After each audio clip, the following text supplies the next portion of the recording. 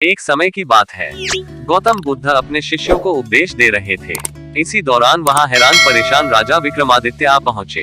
उन्होंने गौतम बुद्ध को प्रणाम किया और कहा कि है बुद्ध, जब मैं तुम्हारा अनुयायी बना हो तब से सभी लोग मेरे सीधेपन का बहुत फायदा उठा रहे हैं।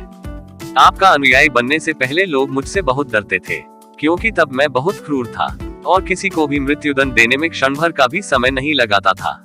आपका अनुयायी बनने के बाद अब मेरा मन इन कामों को करने को तैयार नहीं होता है और मैं सभी लोगों को प्रेम देना चाहता हूँ, परंतु कुछ लोग इस बात का गलत फायदा उठा रहे हैं और इससे मेरी प्रजा को बहुत खतरा है। मेरे शासन में बहुत दिक्कतें आ रही है। आप ही बताएं मैं क्या करूं। गौतम बुद्ध फिर उन्हें एक कहानी सुनाते हैं। बहुत समय पहले की बात है। एक बार एक भिक्षु एक गांव से गुजर रहा था। उस गांव में एक बहुत बड़ा पीपल का वृक्ष था।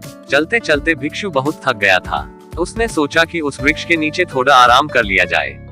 वह वहां पहुंचा ही था कि कुछ लोग उसे रोक देते हैं और भिक्षु से कहते हैं कि वहां तुम मत जाओ, वहां एक बहुत जहरीला सांप रहता है, उसने बहुत से लोगों को डस लिया है। वह इतना खतरनाक है कि जो भी उसके सामने आता है वह उसे जिंदा नहीं छोड़ता है। भिक्षु मुस्कुराता है और कहता है कि एक दिन तो सभी को मरना है, अगर मुझे आज ही मरना होगा तो इसमें कौन सी बड़ी बात है। आप मेरी जरा भी चिंता ना करें और मुझे आज्ञा दे। भिक्षु वहां से चल देता है और पेड़ के नीचे अपना आसन बिछाकर बैठ जाता है। थोड़ी ही देर बाद उसके सामने सांप आता है और उससे कहता है, क्या तुम्हें मुझसे डर नहीं लगता? क्या तुम्हें पता नहीं यह मेरा इलाका है और यहाँ पर आने की किसी की भी हिम्मत नहीं होती है। तब भिक्षु उसे बहुत ही प्रेम के साथ कहता है कि इसमें डर वाली कौन सी बात है। तुम जो भी करते होगा इसलिए करते हो क्योंकि तुम्हें डर है कि कोई तुम्हें मार न दे, इसीलिए तुम दूसरों को डराते हो। मुझे किसी बात का डर नहीं और ना ही मुझे मृत्यु का डर है और ना ही जीवन की लालसा है। कोई मुझे नुकसान पहुंचा ही नहीं सकता, तो फिर मैं क्यों डालूंगा सांप को। यह सुनकर बहुत गहरा आघात पहुंचता है। उसने आज तक ऐसे व्यक्ति देखे जो उससे डरकर भागते थे। उसने आज तक ऐसा कोई भी व्यक्ति नहीं देखा था जो उससे नहीं डरे। भिक्षु की इतनी बातें सुन सांप उनके चरणों में लेट जाता है और उनसे कहता है कि आज तक मैंने जो भी किया वह अपनी जान बचाने के लिए किया, क्योंकि अगर मैं इस तरह का रूप धारण नहीं करता तो लोग मुझे जिंदा नहीं छोड़ते। तब भिक्षु उससे कहता है कि तुम एकदम सही कह रहे हैं, लेकिन अगर तुम इस मोह से मुक्त होना चाहते हैं तो एकदम शांत हो जाओ, प्रेम से भर जाओ और यह जान लो कि एक दिन जीवन समाप्त हो ही जाएगा। उसके लिए बुरे कर्म करने की कोई आवश्यकता नहीं है। इतना कहकर वह भिक्षु वहां से चला जाता है और सांप उस भिक्षु की सारी बातें अपने दिमाग में बैठा लेता है और वह ये तय करता है कि आज से वह कोई भी गलत काम नहीं करेगा। सांप सभी बुरे कर्मों को छोड़ देता है, लेकिन इसका उस पर उल्टा असर पड़ता है। जो लोग उसे पहले देखकर भागते थे अब उसके सीधेपन का गलत उपयोग करने लगे।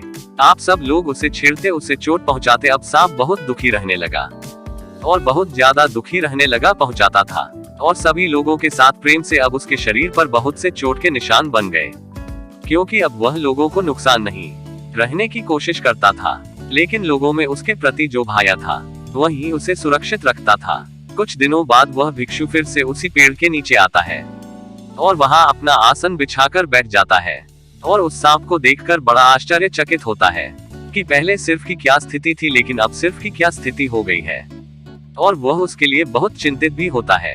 उस भिक्षु को देखकर सांप कहता है, भिक्षु, जब से आपने मुझसे कहा कि मैं शांत हो जाऊं और प्रेम को अपनाऊं, तब से लोगों ने मुझसे बहुत गलत व्यवहार करना शुरू कर दिया, जिससे मुझे जीवन जीने में बहुत कठिनाई हो रही है।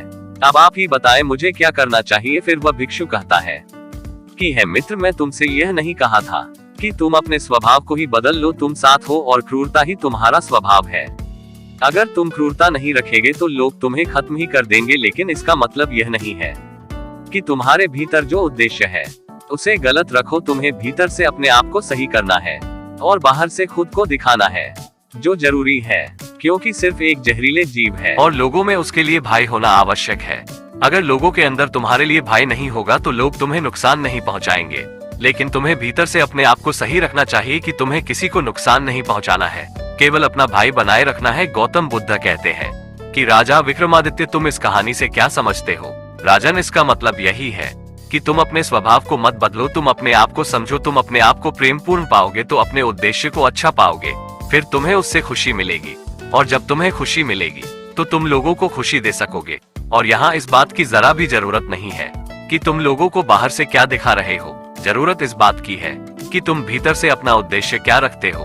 दोस्तों, आपने इस कहानी से क्या सीखा हमें कमेंट जरूर करें एवं हमारा चैनल सब्सक्राइब करें। धन्यवाद।